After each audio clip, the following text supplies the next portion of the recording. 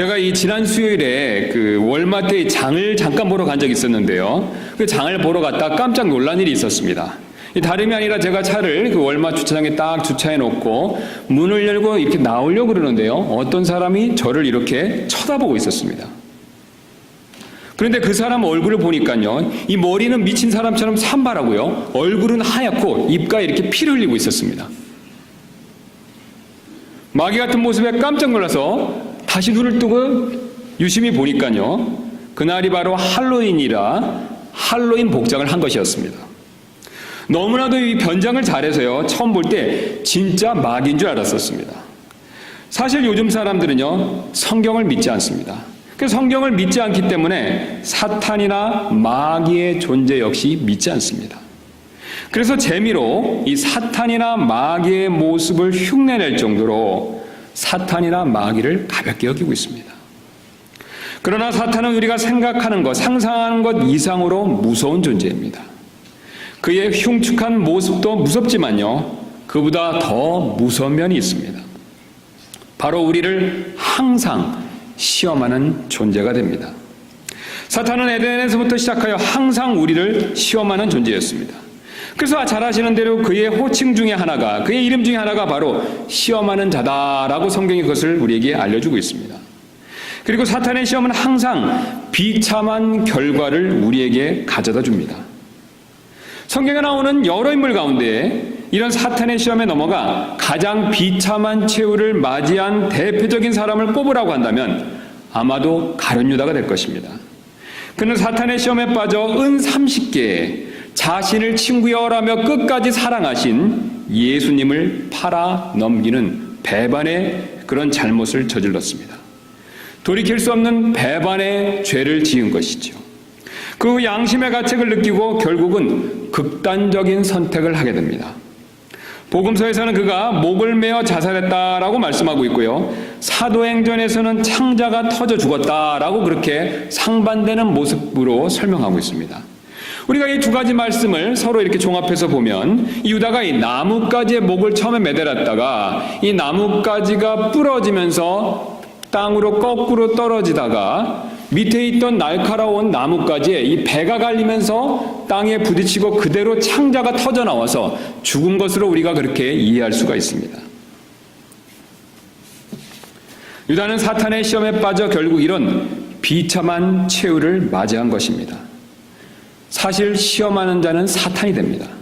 그러나 안타깝게도 그 시험에 빠진 결과는 시험당한 자가 져야 한다는 것입니다. 바로 여기에 시험의 심각성이 있습니다. 더 심각한 일은 이런 무서운 사탄의 시험이 지금도 우리에게 계속된다는 것입니다.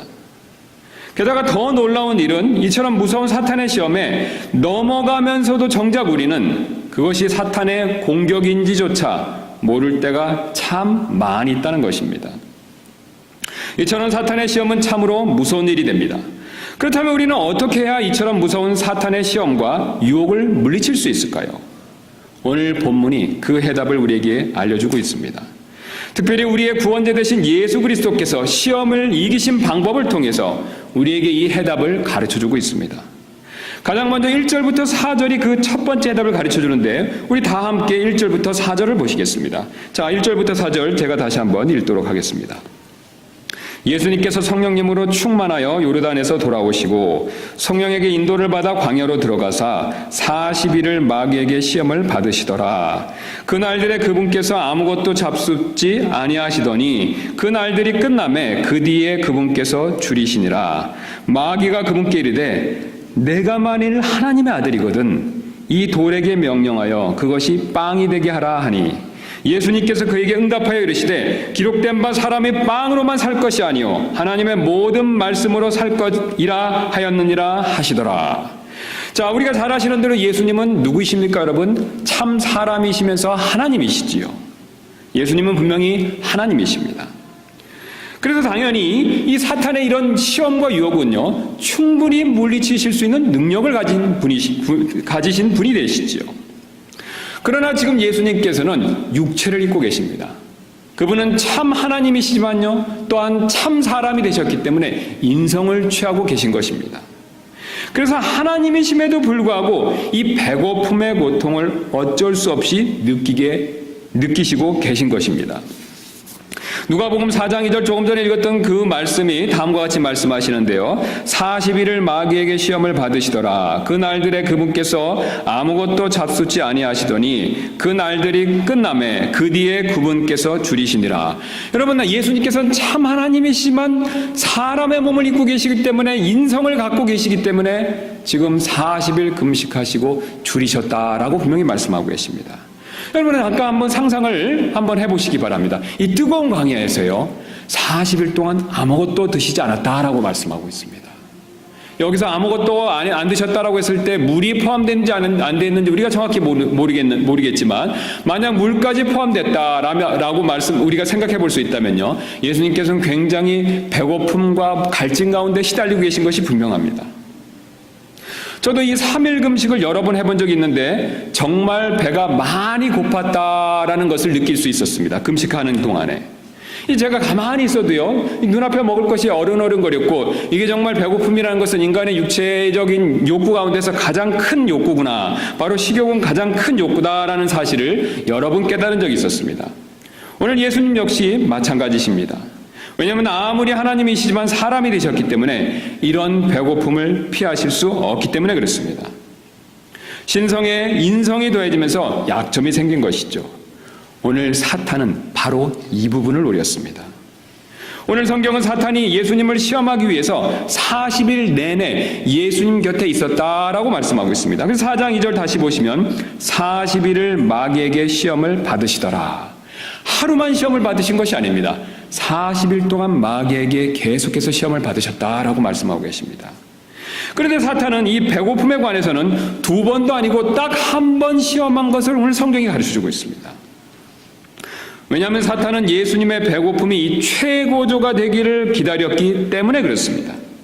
그리고 예수님이 가장 줄이셨을 때 바로 가까이 다가온 것이 됩니다. 그리고 잘 아시는 대로 돌이 빵이 되게 하라고 유혹한 것이 됩니다. 그래서 4장 3절 말씀 다시 한번 보면 마귀가 그분께 이르되 내가 만일 하나님의 아들이거든 이 돌에게 명령하여 그것이 빵이 되게 하라 하니.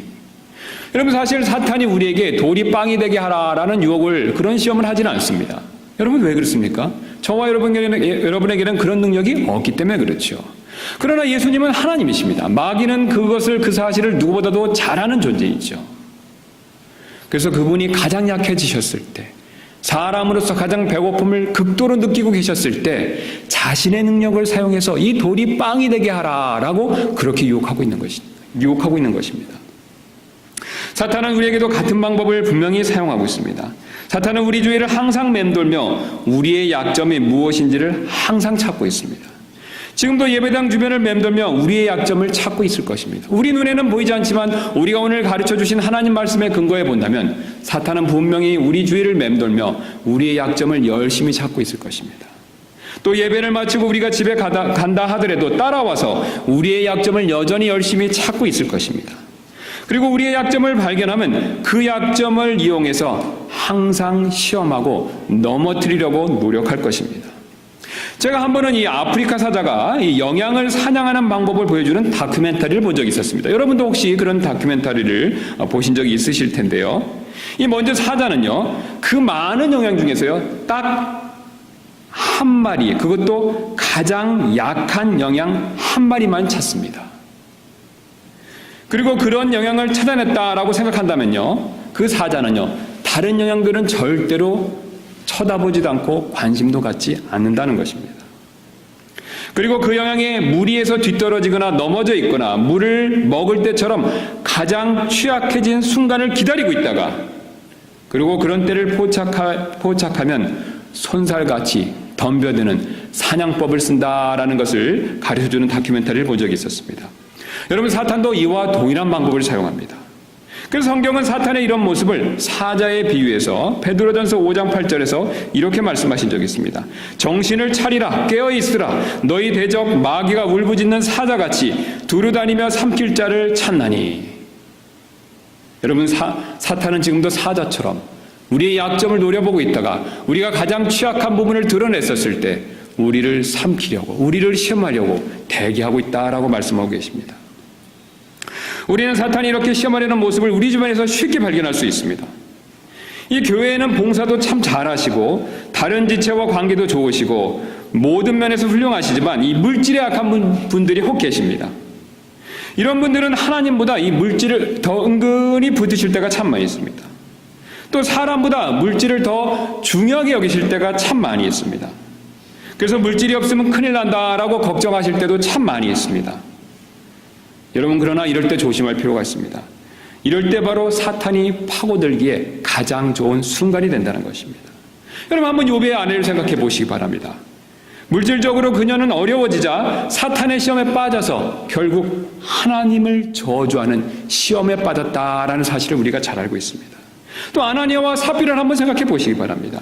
이 땅 판 돈을 다 헌금으로 내기 아깝다라는 생각이 들었을 때 사탄은 그 순간을 포착하고 그들을 시험에 빠뜨려 성령님께 거짓말하게 만들도록 성공했습니다.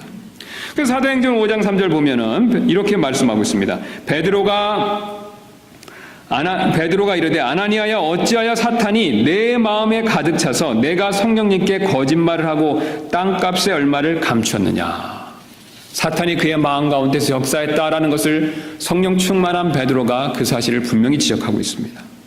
그래서 성경은 이런 물질 시험에 빠지지 않도록 다음과 같이 권면하고 있는데 제가 그 사실을 주보에 넣어봤습니다. 우리 디모데전서 6장 말씀 한번 주보에서 확인해 보도록 하겠습니다. 주님께서 우리에게 이런 사탄이 주는 시험에, 특별히 물질 시험에 빠지지 않도록 다음과 같이 우리에게 당부하셨는데요. 디모데전서 6장 7절 되겠습니다. 우리가 이 세상에 아무것도 가지고 오지 아니하였은즉 아무것도 가지고 가지 못할 것이 확실하니. 여러분, 진리지 않습니까? 우리가 아무것도 가지고 오지 않았기 때문에 주님께 갈 때 아무것도 가져갈 수 없다는 것이죠. 영원한 진리가 됩니다. 이어서 이렇게 말씀합니다. 먹을 것과 입을 것이 있은즉 우리가 그것으로 만족할 것이니라. 여러분, 지금 저와 여러분이 먹을 것과 입을 것이 있습니까? 그러면 주님이 그것으로 만족하고 감사하라고 그렇게 그것을 알려주고 계십니다. 자, 이어서 사탄의 시험에 쉽게 빠지는 경우를 9절부터 이렇게 말씀하고 계십니다. 그러나 부유하게 되고자 하는 자들은 사람들을 파멸과 멸망에 빠지게 하는 시험과 올무와 여러 가지 어리석고 해로운 욕심에 떨어지느니라. 특별히 돈을 사랑함이 모든 악의 뿌리이니 어떤 자들이 돈을 탐내다가 믿음에서 떠나 잘못하고 많은 고통으로 자기를 찔러 꿰뚫었도다. 여러분, 사실이지 않습니까? 우리가 믿음 생활 잘하다가요, 이 돈 욕심이 나면요, 돈을 사랑하는 마음, 그런 마음이 들 때 사탄이 시험을 줘서 우리가 그 시험에 딱 걸리면요, 나도 모르게 믿음에서 떠나 그 고통이 우리의 영혼을, 우리의 혼을 찌른다는 것입니다. 저는 그것을 경험해 본 적이 있습니다. 여러분들도 그런 경험이 분명히 있으실 것입니다. 바울은 이어서 11절에 이렇게 권면합니다. 그러나 오 하나님의 사람아, 너는 이것들을 피하고 의와 하나님의 성품과 믿음과 사랑과 인내와 온유를 추구하라. 믿음의 선한 싸움을 싸우며 영원한 생명을 붙들라. 그것을 위하여 너 역시 부르심을 받았고 많은 증인들 앞에 서서 선한 고백을 고백하였도다. 여기서 지금 해결책을 사도 바울이 우리에게 분명히 가르쳐주고 있지 않습니까? 더 나아가서 6장 17절에 특별히 물질적으로 부유한 자에겐 이렇게 하라라고 실천사항까지 우리에게 가르쳐주고 있습니다.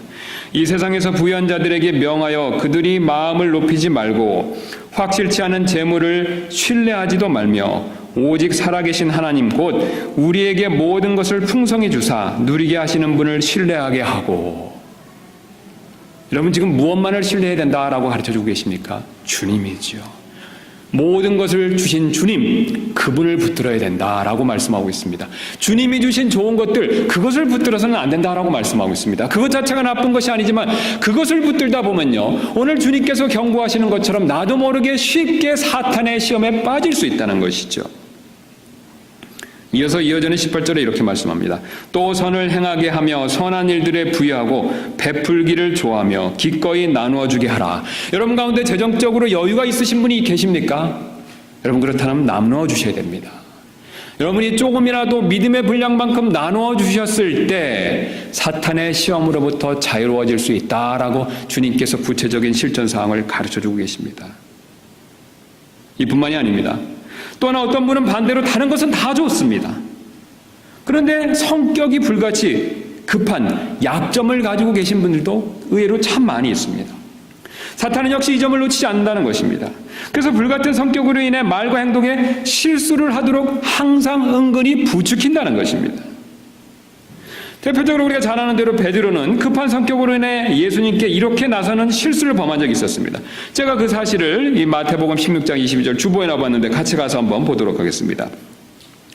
그때 베드로가 그분을 붙잡고 그분을 꾸짖기 시작하여 이르되 주여 그럴 수 없나이다.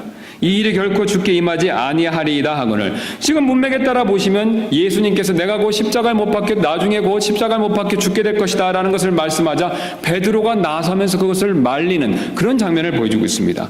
그런데 그의 성품상 그가 어떻게 행동하고 있냐면 급한 성격 때문에 감히 예수님을 붙잡고 어떻게 하고 있습니까 여러분? 꾸짖는 실수를 범했다는 것입니다. 여러분 사실 우리보다 윗사람한테 꾸짖으면 그것은 큰 결례이지 않습니까? 그런데 자신의 주인이면서 또 만왕의 왕이시면서 사실 하나님이신 그분을 꾸짖었다라고 성경이 베드로의 실수를 가르쳐주고 있습니다. 급한 성격을 가진 사람에게서 전형적으로 볼 수 있는 실수의 모습이 됩니다. 그러자 예수님께서 이렇게 책망하셨습니다. 16장 23절입니다. 그분께서 돌이키사 베드로에게 이르시되 사탄아 너는 내 뒤로 물러가라. 너는 내게 실족거리니라. 지금 예수님 말씀이 그 베드로가 사탄이란 뜻은 아니죠. 베드로가 사탄의 시험에 빠져 있기 때문에 베드로를 시험에 빠뜨린 그 사탄이 물러가라라고 그렇게 지금 책망하고 계신 모습이 됩니다. 내가 하나님에게서 난 일들을 좋아하지 아니하고 사람들에게서 난 일들을 좋아하는도다 하시니라. 여러분 지금까지 우리가 살핀 것처럼 사탄은요 이처럼 우리의 약점을 정확히 알고 특별히 맞춤형으로 시험을 할 수 있는 존재가 됩니다. 사실 우리 가운데 약점이 없는 사람이 없습니다. 저와 여러분 모두는 다 약점이 있습니다. 다른 사람이 장점으로 갖고 있는 것을 우리는 약점으로 가질 수가 분명히 있다는 뜻이 됩니다. 저와 여러분 모두는 분명히 이런 약점을 가지고 있는데 왜냐하면 하나님께서 사실 우리를 약점 없는 완벽한 존재로 만들어 주시지 않았기 때문에 그렇습니다. 하나님께서 우리에게 이런 약점을 허락하신 데는 다 뜻이 있습니다. 바로 이런 약점을 통해서요 우리 자신을 스스로 낮추고 주님을 더 신뢰하는 사람이 되도록 하시기 위해서 이런 것을 허락하신 것이 됩니다. 오늘 예수님을 한번 보시기 바랍니다. 예수님은 극도의 배고픔 가운데 시달리셨지만 오히려 사람이 빵만으로 살 것이 아니요 빵으로만 살 것이 아니요 하나님의 모든 말씀으로 살 것이라고 고백하며 주님을 더 신뢰하는 그런 모습을 보여주고 있습니다. 여러분 예수님께서는 배고픔의 약점을 가지셨을 때 극도로 취약한 모습을 보여주셨을 때 오히려 주님을 더 붙들고 의지했습니다. 주님 자신이 하나님이심을 강조하며 사탄을 물리치지 않았다는 것이죠. 오히려 사탄은 그걸 조장했고 예수님 반대로 자기 자신을 더 겸손히 낮추며 주님을 더 절대적으로 신뢰하는 그런 모습을 분명히 보여주고 있습니다. 사실 우리 역시 이런 약점이 있음에도 불구하고 우리가 주님을 더욱더 신뢰하지 않는다면요 우리의 약점은 안타깝게도 사탄이 우리를 시험하는 도구로서 사용될 수가 있습니다. 여러분 우리에게 지금 어떤 성격상의 약점이 있습니까? 아니면 또한 건강상의 약점이 있습니까? 그 외에 또 다른 약점들이 있습니까? 여러분 그렇다면요 그런 약점이 있었을 때 그 약점을 인정하시고 주님을 더 절대적으로 신뢰하시기 바랍니다. 우리가 그럴 때 주님께서는 우리를 보호해 주실 것입니다. 우리가 그렇게 주님을 신뢰할 때 사탄은 더 이상 우리를 시험할 수 없을 것입니다. 우리의 약점이 주님을 신뢰하게 만들어줌으로써 오히려 우리를 더 강하게 만들어주는 복의 축복의 통로가 될 것입니다. 사도 바울은 이 사실을 다음과 같이 고백한 적이 있는데요. 고린도후서 12장 9절입니다. 그분께서 내게 이르시되 내 은혜가 내게 족하도다. 나의 강한 능력은 약한 데서 완전해지느니라 하셨느니라. 그러므로 내가 오히려 크게 기뻐하며 나의 연약한 것들을 자랑하리니 이것은 그리스도의 권능이 내 위에 머무르게 하려 함이라. 잘 아시는 대로 사도 바울은 육체의 가시, 곧 사탄의 사자라고 하는 어려움이 있었습니다. 그가 그것을 해결해달라고 주님께 3번을 기도했었죠. 그러나 주님은 그것을 허락지 않으셨습니다. 여전히 그의 약점으로 남겨두신 것이죠. 그런데 바울이 3번 기도하고 하나님께서 그것을 남겨주셨던 중요한 이유를 깨닫고 이렇게 방금 고백한 것입니다. 그 약점을 통해 자기가 주님을 의지할 때 그 약점을 통해 주님이 강함이 드러난다. 그 놀라운 진리를 깨닫고 우리에게 그것을 지금 알려주고 있는 것입니다. 저와 여러분 모두가 약점이 있습니다. 여러분 그 약점이 있었을 때 사탄에게 틈을 보이지 마시기 바랍니다. 오히려 주님께 무릎 꿇고 간구하며 그것을 인정하며 도움을 요청할 때 주님께서 그 약점을 사용하셔서 주님의 강함과 권능을 우리를 통해서 드러내실 것입니다. 그런 저와 여러분들 되시기를 주님의 이름으로 소원합니다. 자, 지금까지 우리는 사탄이 우리의 약점을 이용해서 시험한다라는 사실을 살펴보았습니다. 이제 사탄의 시험을 이기기 위해 사탄이 시험하는 두 번째 방법을 살펴보도록 하겠습니다. 5절부터 7절 말씀 다시 한번 가서 보도록 하겠습니다. 4장 5절입니다. 또 마귀가 그분을 데리고 높은 산으로 올라가 순식간에 세상의 모든 왕국들을 그분께 보여주며 마귀가 그분께 이르되 이 모든 권능과 그 왕국들의 영광을 내가 내게 주리라. 그것이 내게 넘겨졌으므로 누구든지 내가 원하는 자에게 그것을 주리라. 그러므로 내가 만일 내게 경배하면 모두 내 것이 되리라 하매. 여러분 우리 잘 아시는 대로 최근에 우리 캐나다의 마리아나가 합법화되는 그런 일이 있었습니다. 그래서 제가 그 뉴스를 이렇게 가만히 들여다보니까요, 한 가지 이 중요한 사실을 발견하게 됐습니다. 이 마리아나 합법화를 지지하는 사람들은요, 이 마리아나가 합법화된 장점만을 얘기한다는 것입니다. 그들은 절대로요, 마리아나가 합법화됨으로 인해서 생길 수 있는 문제점에 대해서는 조금이라도 전혀 말하지 않는다는 것입니다. 오늘 사탄이 정확하게 바로 이런 방법으로 예수님을 시험하고 있는 모습을 보여주고 있습니다. 사탄은 예수님을 온 세상에 보이는 높은 산 꼭대기로 데려갔다라고 성경이 그 사실을 우리에게 보여주고 있습니다. 그리고 세상의 영광을 그분 앞에 쫙 펼쳐지고 이렇게 말하고 있습니다. 그러므로 내가 만일 내게 경배하면 모두 내 것이 되리라 하매. 모두 내 것이 된다라는 소리는 분명히 듣기 좋은 말이 됩니다. 사탄은 두 번까지도 필요 없고 예수님께 딱 한 번만 엎드려 나에게 경배하고 절하면 이 모든 것을 주겠다라고 그렇게 지금 유혹하고 있습니다. 여러분 지금 굉장히 수지 맞는 이 제안이지 않습니까? 두 번도 아니고요, 한 번만 무릎을 꿇으면요, 이상에는 모든 것을 주겠다라고 그렇게 유혹하고 있습니다. 그러나 사탄은 이렇게 말했었을 이렇게 예수님을 유혹할 때, 이렇게 예수님이 순종했을 때 생겨날 그 사탄의 말에 시험에 넘어갔을 때 생겨날 끔찍한 결과에 대해서는 단 한마디도 말하지 않았다는 것입니다. 사탄은 동산에서도 똑같은 방법을 사용했습니다. 우리 주보를 한번 봐주시면요, 창세기 3장 5절 말씀 되겠습니다. 사탄은 지금 예수님께 사용했던 것과 동일한 방법으로 여자를 시험했다라는 것을 성경이 우리에게 분명히 가르쳐주고 있습니다. 창세기 3장 5절 말씀 보겠습니다.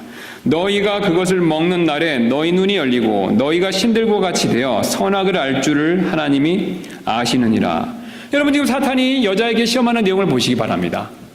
선악을 알게 하는 열매를 먹었을 때 얻는 기쁨, 즐거움, 유익만을 얘기하고 있지 않습니까? 그 뒤에 있을 결과, 비참한 결과, 이 시험에 넘어갔을 때 생길 그 파국적인 결말에 대해서는 전혀 이런 방구도 얘기하고 있지 않다는 것입니다.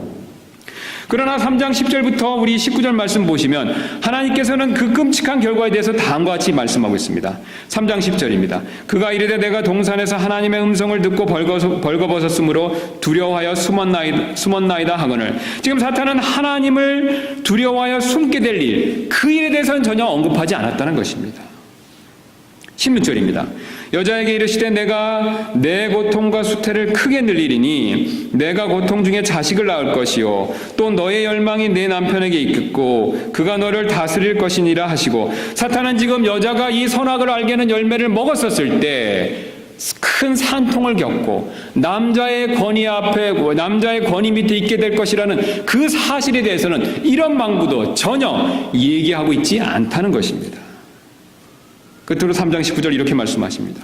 땅으로 돌아갈 때까지 내 얼굴에 땀을 흘려야 빵을 먹으리니 이는 내가 땅에서 취해졌기 때문이라. 너는 흙이니 흙으로 돌아갈 것이니라 하시니라. 지금 사탄은 남편이 먹고 살기 위해서 고생하게 될 것이다, 그런 결과에 대해서는 시험할 때 절대로 얘기하지 않았다는 것입니다. 여러분 만약 오늘 예수님께서요 사탄의 말에 속아 사탄을 경배했다면 어떤 끔찍한 일들이 벌어졌겠습니까? 아담처럼 예수님 역시 사탄의 종이 됐겠죠. 그럴 일은 절대로 없지만 만약에 예수님이 그렇게 사탄의 유혹에 넘어가 사탄의 무릎 꿇고 경배했다면 예수님 역시 아담처럼 사탄의 종이 됐을 것입니다. 그리고 아담처럼 하나님을 두려워하는 신사가 되었을 것입니다. 그리고 그 무엇보다도 우리를 구원할 수 있는 구원자가 분명히 되지 못했을 것입니다. 여러분, 사탄은 우리에게도 동일한 방법으로 지금도 역사하고 있습니다. 여러분, 사탄은 돈을 사랑하라고 유혹할 때요, 절대로 돈을 사랑하면 믿음에서 떠나 잘못하고 많은 고통으로 자기를 찔러 꿰뚫을 수 있다, 그 사실에 대해서 경고하지 않는다는 것입니다. 돈이 주는 유익만을 말한다는 것이죠. 돈의 시험에 넘어갔을 때 생길 그 비참한 결과에 대해서는 얘기하지 않는다는 것입니다. 또 술, 담배, 마약을 하도록 유혹할 때요, 이런 것들이 하나님의 성전인 몸의 건강을 파괴할 수 있다라는 그런 끔찍한 사실에 대해서 전혀 언급하지 않는다는 것입니다. 여러분, 사탄은 이런 것들로부터 얻을 수 있는 쾌락만을, 그것만을 부추길 뿐입니다. 성적 타락을 유혹할 때도 마찬가지가 됩니다. 성적 타락을 유혹할 때도 그런 타락이 배우자와 가정을 깨트릴 수 있다는 사실에 대해서 사탄은 항상 침묵한다는 것입니다. 직장에서 정직하지 못하도록 유혹할 때도 그런 부정직이 자신의 신용을 깎아먹을 수 있다는 사실에 대해서 항상 사탄은 침묵한다는 것입니다. 교회에서 자기 자랑을 하도록 유혹할 때 역시 마찬가지가 됩니다. 그런 자기 자랑이 다툼과 분열을 가져올 수 있다는 사실에 대해서 사탄은 항상 침묵한다는 것입니다. 특별히 세상 사람들에게 예수님을 믿지 않도록 유혹할 때요, 지옥에서 영원히 심판받을 수도 있다는 그 사실에 대해서 사탄은 항상 침묵한다는 것입니다. 또 믿는 자들에게 하나님의 말씀에 불순종하도록 유혹할 때요, 불순종으로 인해서 징계를 받을 수 있다는 사실에 대해서 사탄은 항상 침묵한다는 것입니다. 여러분, 우리는 사탄의 이런 괴계에 절대로 속지 말아야 합니다. 오히려 예수님처럼 사탄에게 이렇게 말할 필요가 있습니다. 4장 8절입니다. 예수님께서 그에게 응답하여 이르시되 사탄아, 너는 내 뒤로 물러가라. 기록된 바 너는 주 내 하나님께 경배하고 오직 그분만을 섬길지니라 하셨느니라 하시더라. 여러분, 사탄이 이런 말로 우리를 유혹할 때요, 우리는 당당하게 사탄에게 맞설 필요가 있습니다. 예수 그리스도의 그 이분의 이름의 권세에 힘입어 사탄아, 내게서 물러가라, 내 뒤로 물러가라 라고 우리는 그렇게 선언할 필요가 있습니다. 그래서 사도 야고보 역시 이렇게 우리에게 권면하는데, 야고보서 4장 7절입니다. 그러므로 하나님께 복종하라, 마귀를 대적하라, 그리하면 그가 너에게서 도망하리라. 여러분, 우리가 순종 가운데 있으면서 마귀를 대적하면요, 우리를 시험하는 마귀가 피할 것이다 라고 마귀를 물리칠 수 있는 방법에 대해서 사도 야고보가 그것을 우리에게 알려주고 있습니다. 사탄은 시험의 결과에 대해서 절대로 경고하지 않습니다. 오직 하나님께서만 경고하고 계십니다. 그리고 우리가 이런 하나님의 경고의 말씀에 순종할 때 분명히 사탄의 시험을 물리칠 수 있습니다. 지금까지 우리는 사탄이 우리의 약점을 이용해서 시험한다라는 사실을 첫 번째로 살펴보았습니다. 또한 사탄이 우리에게 죄의 결과에 대해서 침묵하며 시험한다라는 두 번째 사실도 살펴보았습니다. 이제 사탄의 시험을 이기기 위해서 사탄이 시험하는 마지막 방법을 9절부터 11절 통해서 살펴보도록 하겠습니다. 9절 한 말씀 다시 가서 한번 살펴보도록 하겠습니다. 그가 또 그분을 데리고 예루살렘으로 가서 성전 꼭대기에 그분을 세우고 그분께 이르되 내가 만일 하나님의 아들이거든 여기서 뛰어내리라. 기록된 바 그분께서 자신의 천사들에게 너에 대한 책무를 주사 너를 지키게 하시리니 그들이 자기 손으로 너를 받들어 언제라도 내 발이 돌에 부딪히지 아니하게 하리로다 하였느니라 하매. 자, 지금 사탄은 예수님을 세 번째 시험하기 위해서 성전 꼭대기에 세우고 그 다음에 그분께 뛰어내리라 라고 유혹하고 있습니다. 우리가 이 언뜻 이 말씀을 보면 마치 예수님에게 자살을 부추기는 것처럼 보입니다. 그러나 사탄이 이렇게 유혹한 데는 이유가 있습니다. 그 당시 유대인들은 말라기 3장 1절 말씀에 근거해서 이 메시아가요 성전의 꼭대기에 갑자기 임할 것이다 라는 사실을 알고 있었고 그것을 철석같이 그렇게 믿고 있었습니다. 그래서 주보 한번 봐주시면요. 말라기 3장 1절 말씀인데요. 이 말씀에 근거해서 유대인들은 그런 사상을 그 당시 분명히 갖고 있었습니다. 만군의 주가 말하노라. 보라, 내가 내 사자를 보내리니 그가 내 앞에서 길을 예비할 것이요. 또 너희가 구하는 주가 갑자기 자신의 성전에 임하리니. 자, 지금 너희가 구하는 주가 누가 됩니까, 여러분? 메시아가 되죠. 그리스도가 되죠. 그리스도께서 갑자기 성전에서 임하시면서 내려오실 것이다 라고 그 말씀을 말라기가 분명히 그 사실을 분명히 말씀하고 있습니다. 곧 너희가 기뻐하는 언약의 사자라. 보라, 그가 임하리로다. 이 사실을 분명히 말씀하고 있죠. 그런데 사탄은 지금 이 말씀을 잘못 적용하고 있는 것입니다. 여러분, 이 말씀은 예수님의 초림에 대한 말씀이 아니지 않습니까? 예수님의 재림에 대한 말씀이 되죠. 예수님이 재림하실 때 영광 가운데 오실 그것을 예언하는 말씀이 됩니다. 사탄이 말씀을 일부러 이렇게 잘못 적용한 데는 그 이유가 있습니다. 사탄은 예수님께서 그리스도 곧 그분이 메시아이심을 분명히 알고 있었습니다.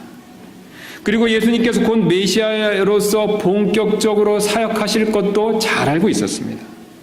말씀을 전하시고 기도하시고 사람들을 회복시켜 주시면서 바쁘고 힘들게 사역하실 것을 사탄은 분명히 잘 알고 있었습니다. 그런데 그런 수고로운 방법을 사용하지 말고 쉬운 길을 선택하라고 은근히 지금 예수님을 유혹하고 있는 것입니다. 여러분, 지금 한번 잘 생각해 보시기 바랍니다. 예수님이 지금 성전 꼭대기에 있습니다. 예수님 거기서 성전에서 뛰어내렸으면요, 예수님께서 그런 방법으로 죽는 것을 원치 않으시기 때문에 사탄이 말한 것처럼 천사가 그분의 발을 받치고 그분이 자연스럽게 천천히 이 땅에 내려오실 수도 있을 것입니다. 여러분, 성전에 많은 유대인들이 있는데요, 천사의 호의를 받으면서 예수님이 성전 꼭대기에서 천천히 내려오시면요, 많은 유대인들이 예수님을 어떻게 생각하겠습니까? 우리가 기다리던 메시아구나. 드디어 그분이 오셨구나. 그러면서 사람들이 와 하고 그분을 따르기 시작할 것입니다. 예수님을 따르며 금방 믿을 것 같이 그렇게 지금 사탄은 유혹하고 있는 것이죠. 사탄은 이제 본격적으로 사역을 시작하시는 예수님께 일종의 지름길을 제안하고 있는 것입니다. 쉽고 빠른 길로 가라는 것이죠. 사람들이 좋아하는, 사람들에게 인기를 끌 수 있는 그런 길로 가라는 것입니다. 귀찮고 힘들게 사역하시지 마시고 한 번에 모든 영광을 받고 메시아로서 이스라엘을 다스리는 그 왕자의, 통치자의 자리에 앉으시라는 뜻이 됩니다. 여러분, 이 사탄은 굉장히 신학적으로 깊은 뜻으로 예수님을 유혹하고 있습니다. 초림의 수고 없이 재림의 영광을 취하라는 것이죠. 특별히 십자가 없이 메시아의 왕제에 앉으시라고 그렇게 지금 유혹하고 있습니다. 여러분, 여기서 우리는 중요한 진리를 배울 수 있습니다. 지름길이 무조건 좋은 것은 아닐 수도 있다는 것이죠. 쉽고 빠른 길이 무조건 하나님이 원하시는 길이 아닐 수도 있다는 것입니다. 여러분, 사실은 우리는 이 세상을 살다 보면요, 이 지름길이 필요할 때가 있습니다. 우리가 여러분 그 산책을 하거나 그럴 때도 지름길의 필요성을 가끔 느끼실 때가 분명히 있지 않습니까? 그것 외에 인생을 살다 보면요, 우리가 지름길이 좀 있었으면 좋겠다라고 생각할 때가 분명히 있습니다. 여러분, 그러나 이럴 때 조심할 필요가 있습니다. 사탄은요, 우리에게 하나님의 뜻이 아닌 내 생각의 지름길을 선택하도록 유혹할 수 있는 존재라는 것입니다.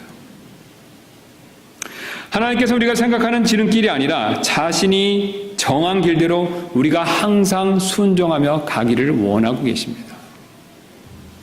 여러분, 그러나 사탄은요, 항상 하나님이 정하신 길 외에 다른 빠른 길, 쉬운 길, 그런 길을 제시하며 우리를 유혹한다는 것입니다. 예수님께서는 이 사실을 잘 알고 계셨습니다. 십자가의 길을 가야만 부활의 영광이 있다라는 사실을 분명히 잘 알고 계셨죠. 초림의 고난과 수고가 있어야 재림의 영광이 있다라는 사실을 분명히 잘 알고 계셨습니다. 사실 우리 역시 인생을 살다 보면 이 진리를 우리가 분명히 깨닫게 될 때가 많이 있습니다. 사실 우리 인생에서요, 사탄이 말하는 것처럼 지름길이라는 것은 별로 없습니다. 여러분, 그것이 사실이지 않습니까? 우리 인생을 많이 살아보신 분들은 잘 아실 것입니다. 우리가 뭔가를 배울 때 지름길을 찾지만 지름길이라는 것은 별로 없습니다. 운동을 배우거나 악기를 배우거나 외국어를 배울 때요, 지름길을 찾지만 지름길이라는 것은 사실 없습니다. 우리가 수고하고 노력한 만큼 그것에 따른 영광이 있다는 것이죠. 열매가 있다는 것이죠. 여러분, 그러나 사탄은 항상 수고하지 않은 데서 뭔가 빨리 얻을 수 있는 지름길들을 제시한다라고 하면서 우리를 유혹한다는 것입니다. 여러분, 만약 누군가 여러분에게 어떤 쉬운 지름길을 제시한다면요, 여러분 곰곰이 잘 생각해 보실 필요가 있습니다. 그 사람 배후에서 사탄이 우리를 넘어뜨리기 위해서 시험하는 그런 제안일 수도 있기 때문에 그렇습니다. 여러분, 주님은 심는 대로 뿌린 대로 거두게 하시는 분이십니다. 오늘 예수님께서는 그것을 자신의 삶을 통해서 철저히 우리에게 보여주셨습니다. 그분 자신 앞에 있는 그 십자가 길을 마다하지 아니하고 3년 반의 공생애를 열심히 최선을 다해서 시작하신 것입니다. 여러분, 하나님의 아들도 부활의 영광을 얻기 위해서, 메시아의 영광을 얻기 위해서 십자가의 길을 묵묵히 걷는 선택을 하셨다면요, 우리 역시 마찬가지가 되어야 되지 않겠습니까? 우리 역시 주님의 길을 따라갈 때 우리는 사탄의 시험을 물리칠 수 있을 것입니다. 지금까지 우리는 사탄이 우리의 약점을 이용해서 시험한다는 사실을 살펴봤습니다. 또한 사탄이 우리에게 죄의 결과에 대해서 침묵하며 시험한다라는 사실도 살펴봤습니다. 그리고 마지막으로 우리에게 지름길로 유혹하며 시험한다라는 사실도 살펴봤습니다. 그러나 오늘 예수님께서는 아담과 다르게 사탄의 이 모든 시험에서 승리하셨습니다. 이것은 우리에게 굉장히 중요한 사실을 알려주고 있습니다. 히브리서 2장 18절은 이 중요한 사실에 대해서 다음과 같이 말씀하고 있습니다. 그분께서 친히 시험을 받아 고난을 당하셨은즉 시험받은 자들을 능히 구조하실 수 있느니라. 여러분, 이게 얼마나 복된 말씀이 됩니까? 우리 주님은요, 우리랑 똑같이 약점을 가지고 계셨습니다. 우리랑 똑같은 인성을 가지고 계셨습니다. 그러나 그분은요, 하나님의 말씀과 하나님께 순종하는 방법을 통해서 그 시험을 물리치셨습니다. 그런데 놀랍게도 그 예수님께서요, 시험 받을 때 우리가 그분께 부탁하면, 우리가 그분을 의지하면, 우리가 그분께 우리의 시험의 문제를 가지고 나가면 우리를 도와주실 수 있다라고 약속하고 계십니다. 저와 여러분은 다 구원받았습니다. 구원받은 우리에게는 예수 그리스도께서 성령을 통해 우리 안에 계십니다. 여러분, 지금 삶의 어떤 문제로 인해서 시험에 유혹을 받고 계십니까? 여러분, 그렇다면요, 우리 안에 계신 그리스도, 그분을 의지하실 필요가 있습니다. 우리가 그분을 의지할 때요, 그분께서는 하나님의 말씀을 믿고 신뢰하게 도와주실 것입니다. 그 말씀을 통해서 사탄의 시험을 물리치도록 분명히 그분께서는 능히 도와주실 수 있는 분이 됩니다. 우리가 어떤 시험의 문제로 인해서 고민할 때 우리가 주 예수 그리스도 그분을 의지하면요, 그분께서 성령을 통해서 우리에게 주님께 순종할 수 있도록 도와주시고 그것을 통해서 사탄의 시험을 물리치도록 주님께서 넉넉히 우리를 도와주실 수 있을 것입니다. 여러분, 그러므로 사탄의 시험이 찾아올 때 예수님을 의지하시기 바랍니다. 우리가 우리의 연약함을 그분께 아뢰을 때 그분은 결코 외면하지 않으실 것입니다. 그분은 우리의 연약함과 약함과 부족함을 채우려 하셨던 그런 분이 되십니다. 그분이 반드시 우리의 시험과 유혹의 문제를 도와주실 것입니다. 그분께 맡기는 저와 여러분이 되기를 주님의 이름으로 소원합니다.